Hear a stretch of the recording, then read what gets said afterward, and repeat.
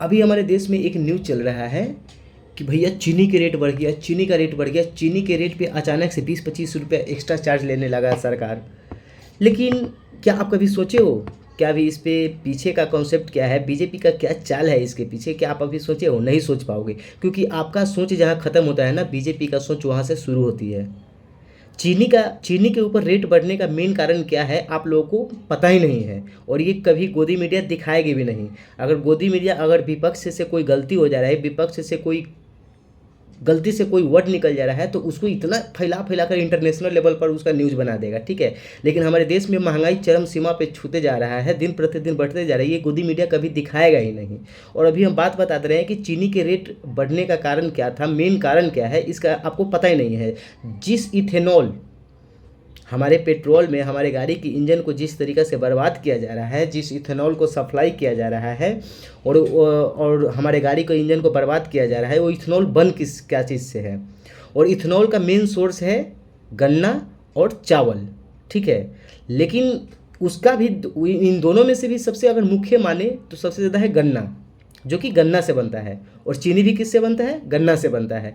तो सारी गन्ना जब हम इथेनॉल बनाने में लगा रहे हैं, मतलब एक कम कंज्यूम हो रहा है, जितने भी गन्ना है वो कंज्यूम हो रहा है इथेनॉल बनाने के लिए, तो चीनी बनेगा कहाँ से? तो ऑटोमेटिक क्या होगा? चीनी का रेट हाई होगा। तो ये जो 2-3 दिन से लोग चिल्ला रहे हैं कि चीनी का रेट बढ़ गया, चीनी का रेट बढ़ गया, तो इसके पीछे भी सरकार का अपने बच्चे को फ्यूचर बनाने के सोच रहे हैं, ठीक है। भले देश बाढ़ में जाए, उससे कोई मतलब नहीं है। उनका बच्चा स्वस्थ, मतलब आसमान छूना चाहिए, उनका बच्चा का बैंक बैलेंस बढ़ना चाहिए, उनका बच्चा विदेश में जाकर अपना कंपनियां खोल सकते हैं, अपना बिजनेस स्टार्टअप कर सकते हैं, विदेश में पढ़ सकते हैं। देशवासी बाढ़ में जाए, उससे कोई मतलब नहीं है। ये मोदी का कहना है कि हम तो चाय बेच बेच कर देश का प्रधानमंत्री बन गए, लेकिन चीनी का रेट इतना ना बढ़ा दे रहे हैं कि कोई दूसरा फिर चाय बेचकर प्रधानमंत्री नहीं बने और मेरा कुर्सी बरकरार रहे। जिस तरीक़ा से अभी हमारे देश में चीनी का रेट बढ़ा है, अगर 1 रुपया 2 रुपया बढ़ता तो कोई ज़्यादा मायने नहीं रखता था, ठीक है, ये मायने हो सकता था। लेकिन अचानक से कल तक जो चीनी का रेट था 55 रुपया 50 रुपया, उस पर डायरेक्ट चीनी के ऊपर 30 रुपया एक्स्ट्रा चार्ज अब लेना स्टार्ट हो गया हमारे देश में। यानी कि अब चीनी का रेट हो गया हमारे देश में 70 से 75 रुपये पर केजी, ठीक है। तो इसके पीछे क्या चल रहा है, सरकार का माइंडसेट कहाँ है? यानी कि आप सोच सकते हो कि जहाँ पे इस देश के लोगों का सोच खत्म होती है, वहाँ पे बीजेपी अपना सोच वहाँ से सोचना स्टार्ट करती है, ठीक है। चीनी का रेट ऐसे ही नहीं बढ़ा है, चीनी को इसलिए बढ़ाया गया है कि आपको हम बता ही दिए कि इथेनॉल जिस तरीक़े से हमारे देश में सप्लाई किया जा रहा है, और हमारे देश के जितने भी गाड़ी हैं, जितने भी वाहन हैं, उनका इंजन के ऊपर इफेक्ट जो पड़ रहा है, साइड इफेक्ट जो पड़ रहा है, उनको तो एक 100% बनाया गया है पेट्रोल के ऊपर।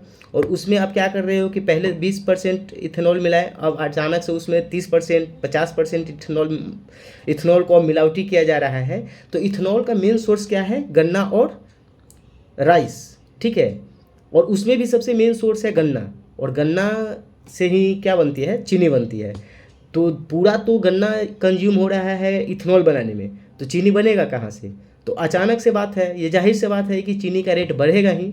अभी तो कुछ नहीं है, अभी तो ये मोदी सरकार देखो आगे करता क्या है। पहले गैस का रेट बढ़ाया, फिर उसके बाद पेट्रोल का रेट बढ़ाया, पेट्रोल में इथेनॉल मिला दिया गया, फिर दवा का रेट बढ़ाया, फिर हॉस्पिटल को बर्बाद कर दिया, सरकारी स्कूल को बर्बाद कर दिया। अब गूगल सर्च कर कर के ये बीजेपी वाले सोच रहे हैं कि गूगल सर्च करो कि हमारे देश में सबसे सस्ती चीज़ क्या है, अगर वो है तो उस पर भी रेट बढ़ाओ, ठीक है। लेकिन लोग को मेन कारण अभी नहीं पता है, और कोई गोदी मीडिया ये सब नहीं बताने वाला है कि चीनी का रेट आखिरकार इतना बढ़ने का मेन मुख्य कारण क्या है। तो यही है मुख्य कारण कि चीनी और जो है उससे जो गन्ना से बनती है, उसका मेन सोर्स है गन्ना, और गन्ना को यूज लिया जा रहा है इथेनॉल बनाने के लिए। तो चीनी में अब इसका कंज्यूम ज़्यादा कम हो रहा है, यही कारण है कि चीनी का रेट अचानक से बढ़ गया है। और देखो ये बीजेपी अभी क्या क्या कर रहे हैं। अगर खाली ये सत्ता में और 10 साल रह गया ना, तो देश को अभी तो 95% बेच ही दिया है, जो भी 5% बचा है वो भी बेच बाच के ये झोला उठाकर भागने की तैयारी में है। जय हिंद दोस्तों।